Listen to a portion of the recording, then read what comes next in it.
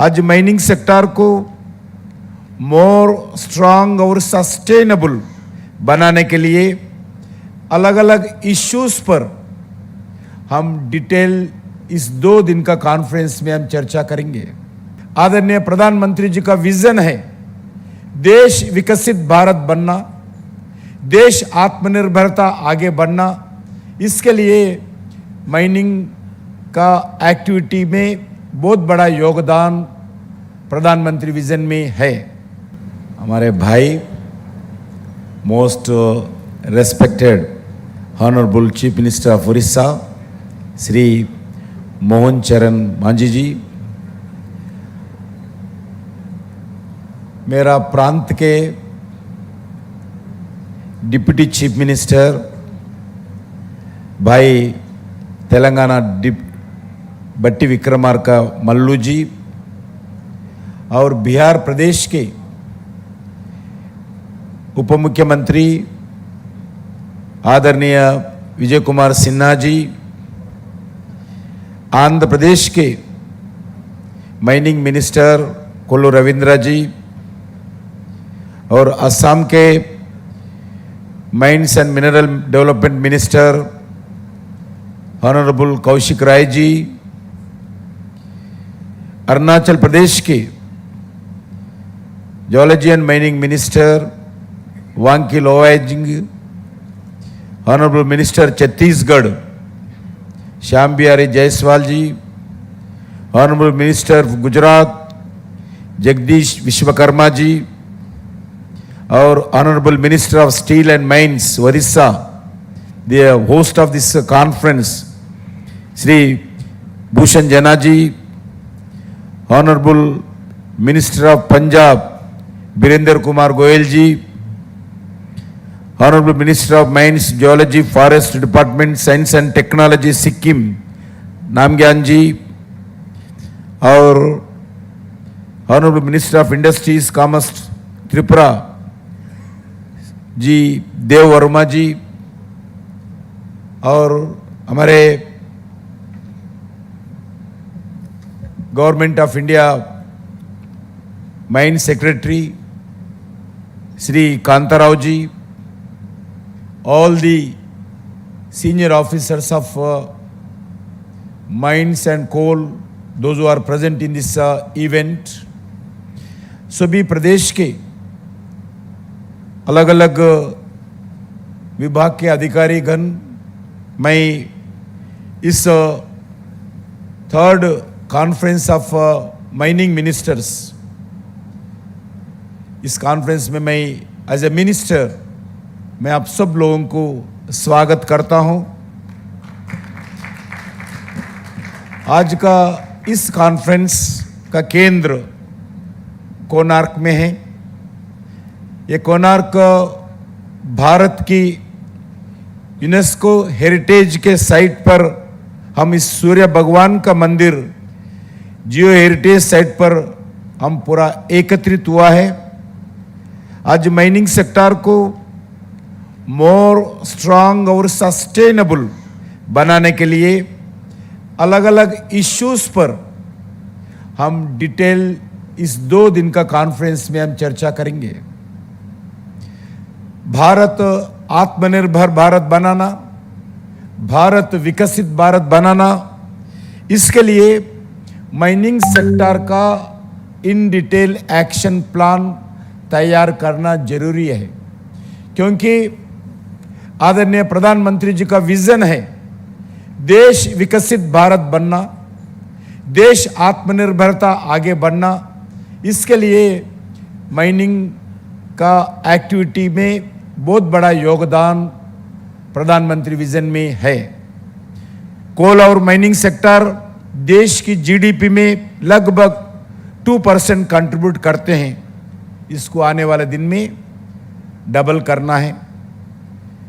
और mining sector देश में इलेक्ट्रिसिटी जनरेशन में, माइनिंग सेक्टर इंडस्ट्रियल डेवलपमेंट में, mining sector steel and cement में, माइनिंग सेक्टर इंफ्रास्ट्रक्चर एक्टिविटी में, माइनिंग सेक्टर ऑटोमोबाइल को बढ़ावा देने में, माइनिंग सेक्टर रिन्यूएबल एनर्जी को प्रोत्साहित करने के लिए, mining sector modern technology introduce करने के लिए, माइनिंग सेक्टर हर मैन्युफैक्चर सेक्टर में हम योगदान देने का एक बड़ा योगदान होता है।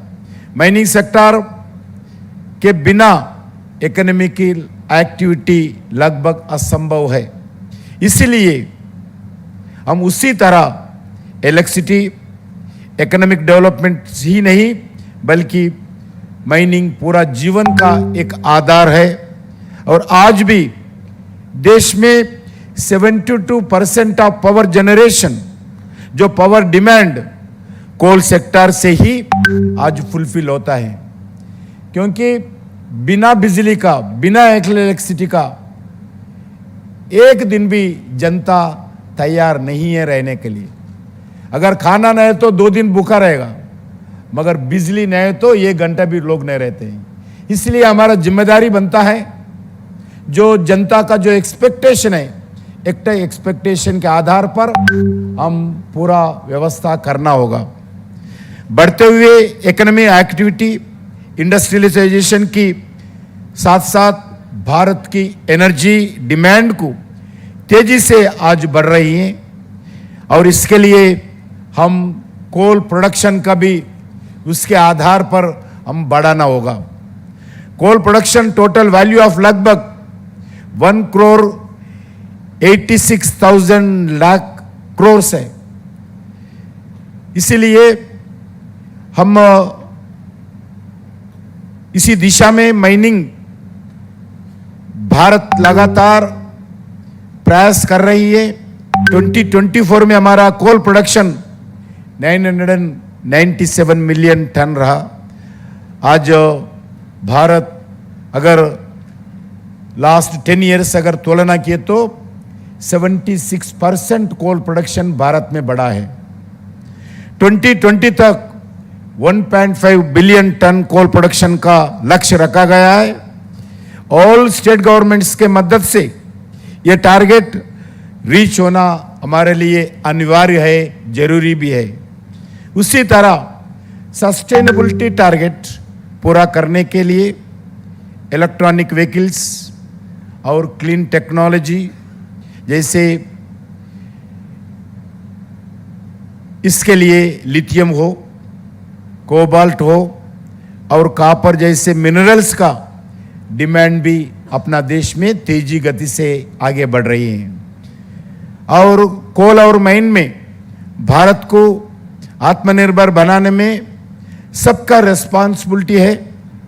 प्रधानमंत्री जी के नेतृत्व में पिछले 10 वर्षों में देश में कोल और माइन की सेक्टर में अलग अलग रिफॉर्म्स जो जरूरत है सभी रिफॉर्म्स लाया है और भविष्य में स्टेट गवर्नमेंट से बातचीत करके जो भी रिफॉर्म्स इस कोल सेक्टर में, जो भी रिफॉर्म्स इस माइनिंग सेक्टर में जरूरत है, उस पूरा का पूरा रिफॉर्म्स लाने के लिए गवर्नमेंट ऑफ इंडिया तैयार है।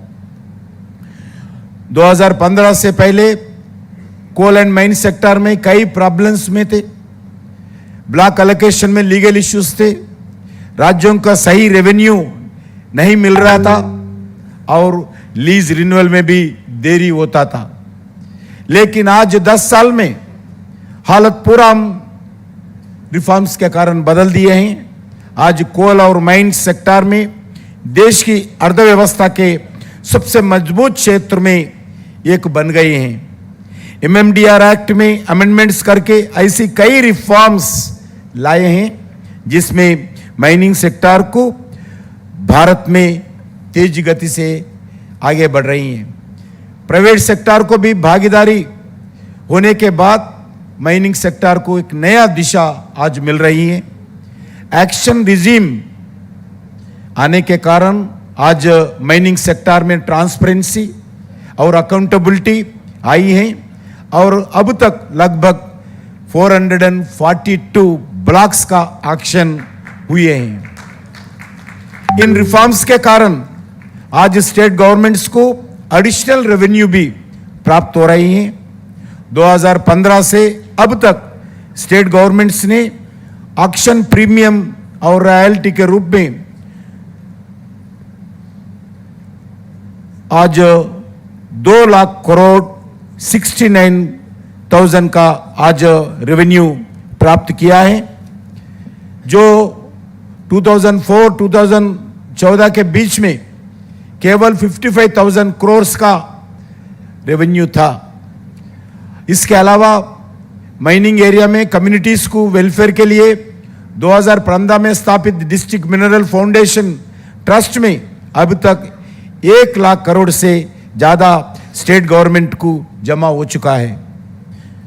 आज कोल प्रोडक्शन स्टेट्स में रॉयल्टी के द्वारा लगभग 31,000 करोड़ का रेवेन्यू स्टेट्स में आए हैं।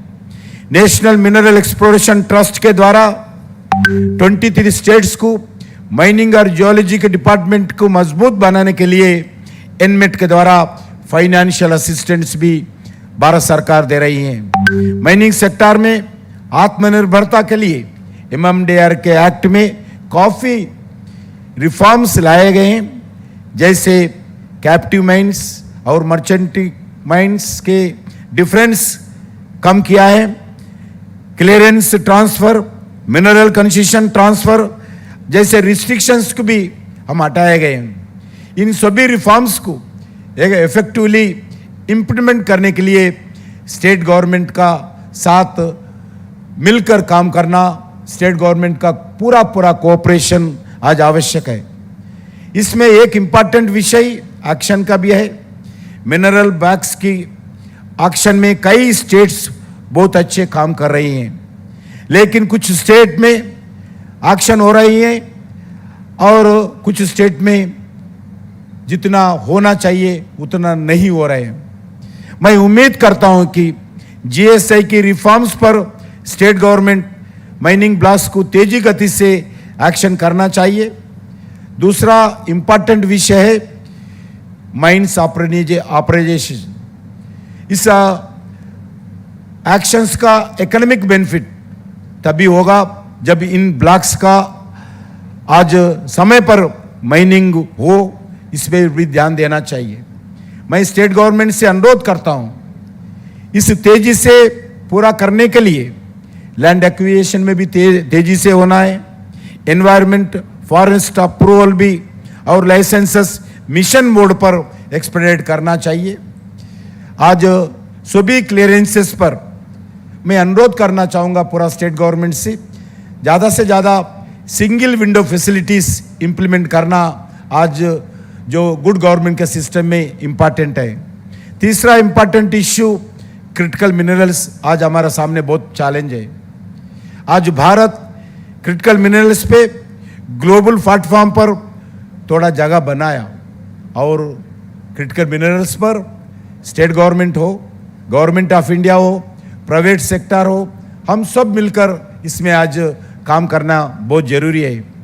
विकसित भारत जो 2047 का गोल्स, नेट जीरो 27 का कमिटमेंट के लिए क्रिटिकल मिनरल्स पे आत्मनिर्भरता बहुत आवश्यक है।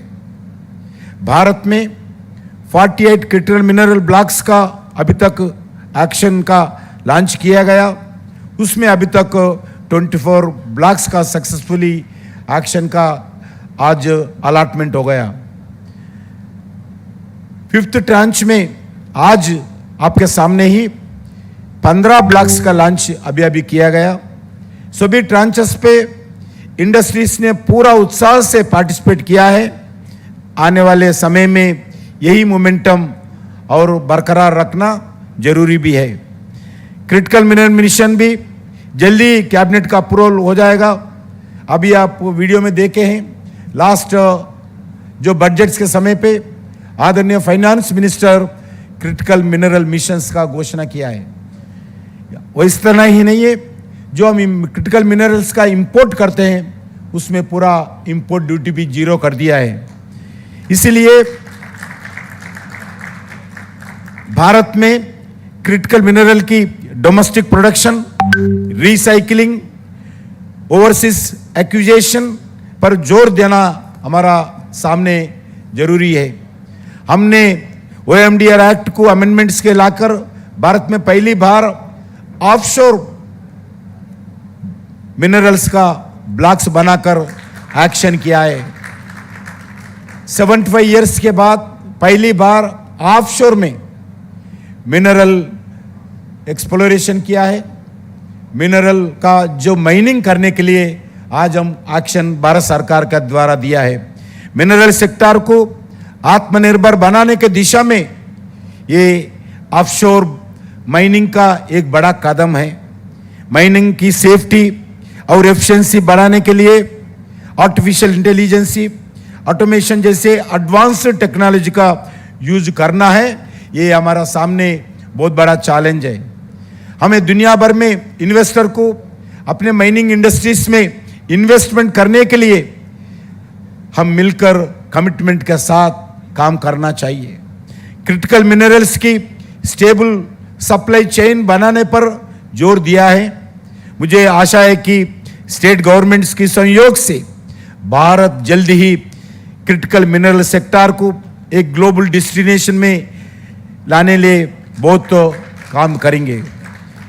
भारत में एक और बड़ी प्रायोरिटी है वो कोल प्रोडक्शन बढ़ाना, क्योंकि आज भारत में 2040 तक कोल डिमांड बढ़ने वाला है।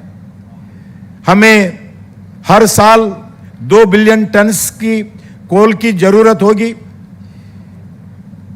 आज इसे पूरा करने के लिए स्टेट गवर्नमेंट्स की पूरा सहयोग जरूरी है।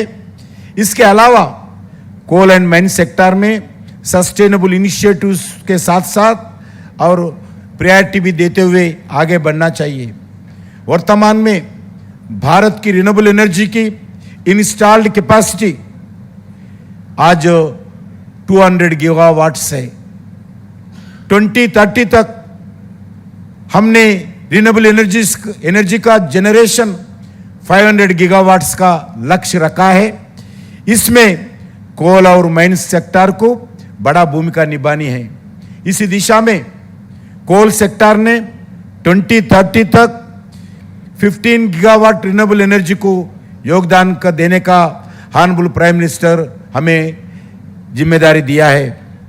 कोल सेक्टर में 2500 हेक्टार्स में जो डीकोल्ड लैंड पर सोलर पावर और पंप स्टोरेज का प्लांट्स का सेटअप करने के लिए एक्शन प्लान तैयार किया है।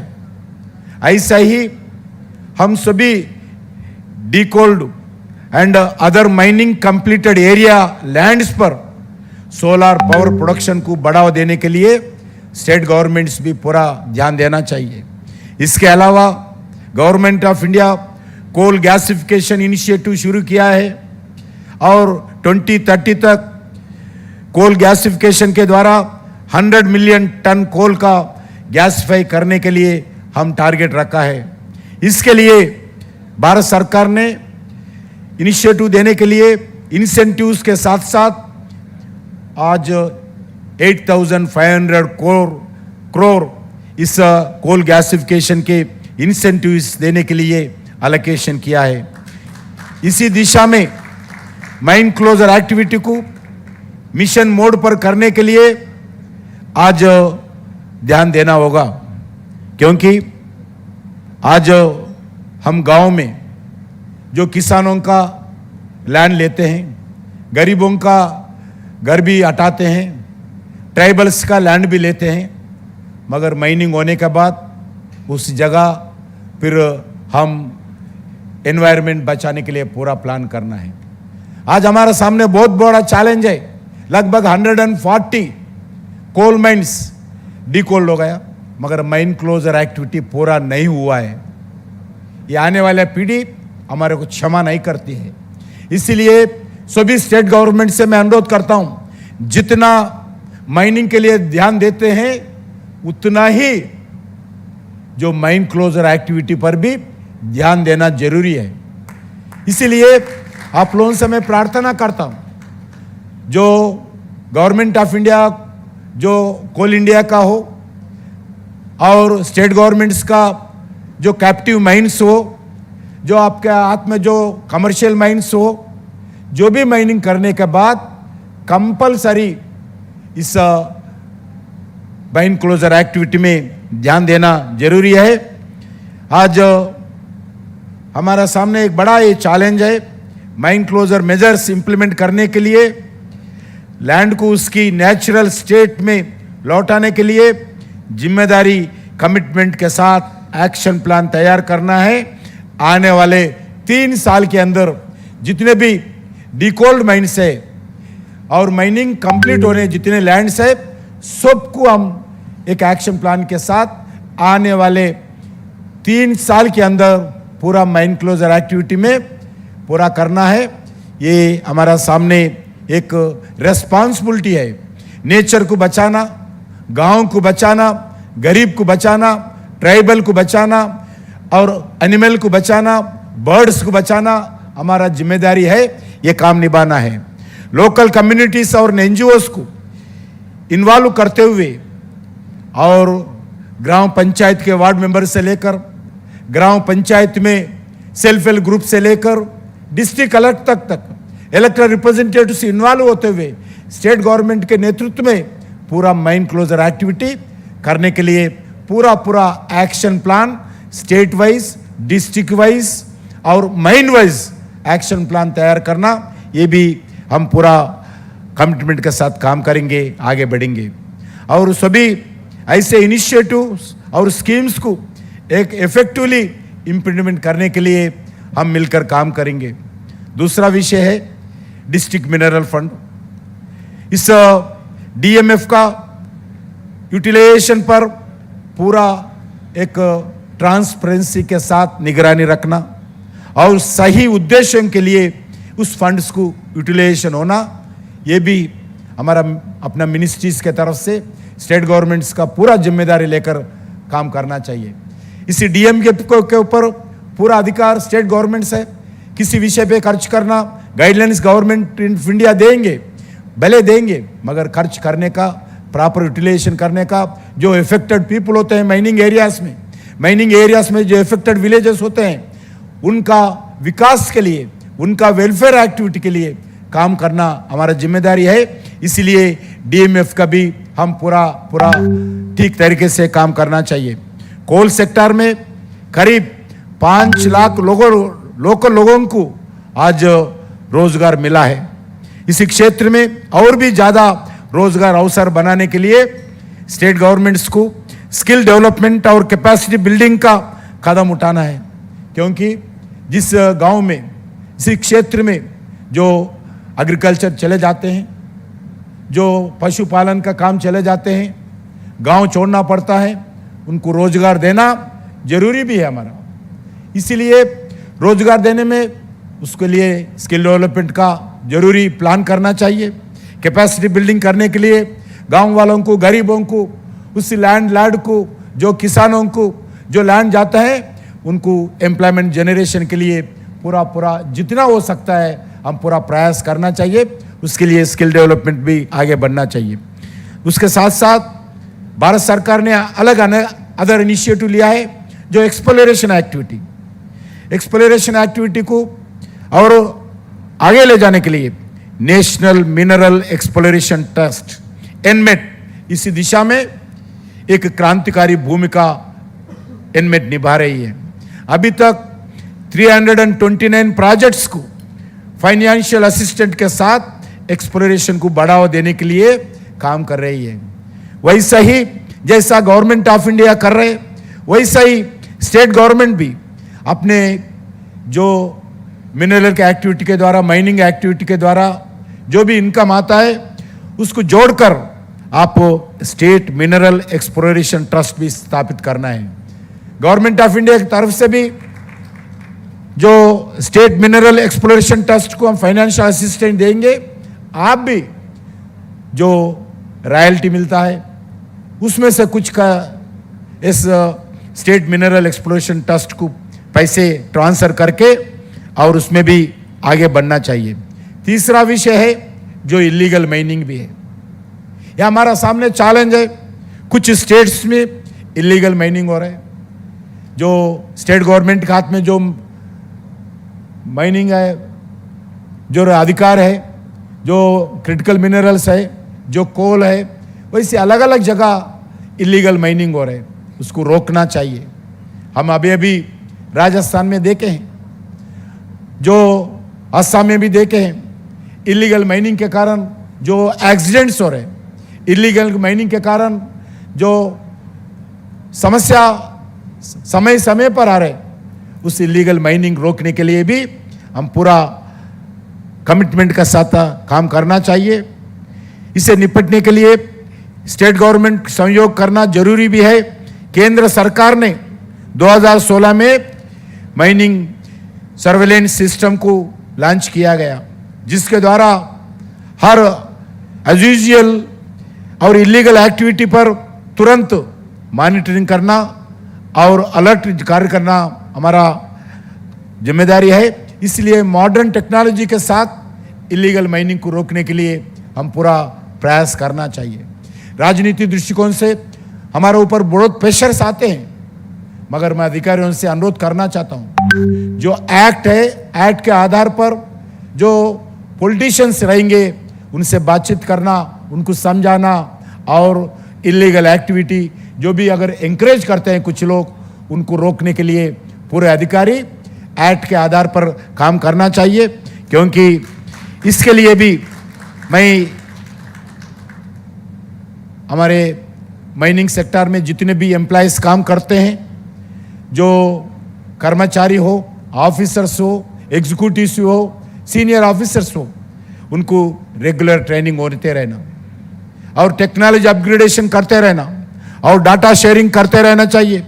दुनिया में अदर स्टेट्स में जो बेस्ट प्रैक्टिसेस है, अपना अपना स्टेट्स में इंप्लीमेंट करना चाहिए।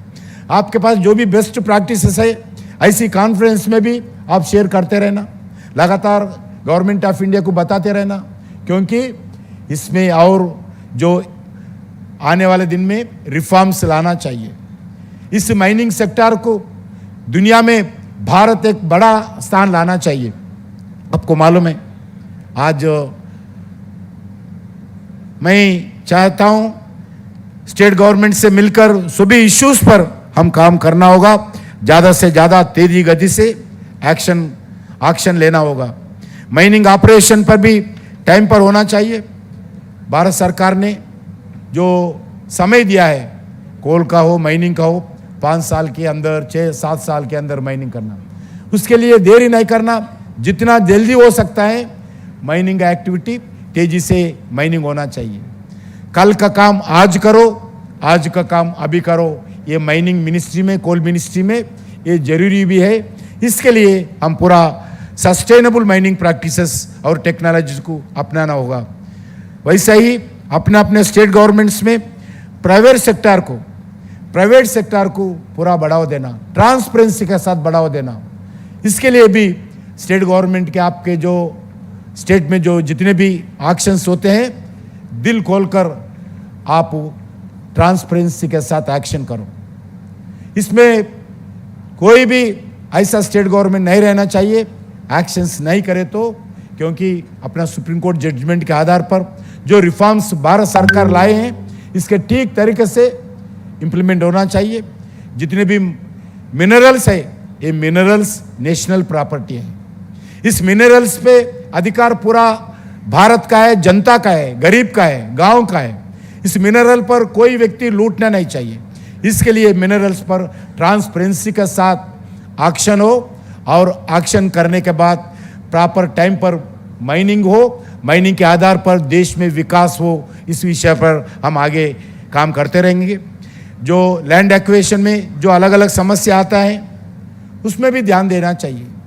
इसीलिए समय समय पर जो माइनिंग मिनिस्ट्री का स्टेट गवर्नमेंट के लेवल पर रिव्यू होना चाहिए।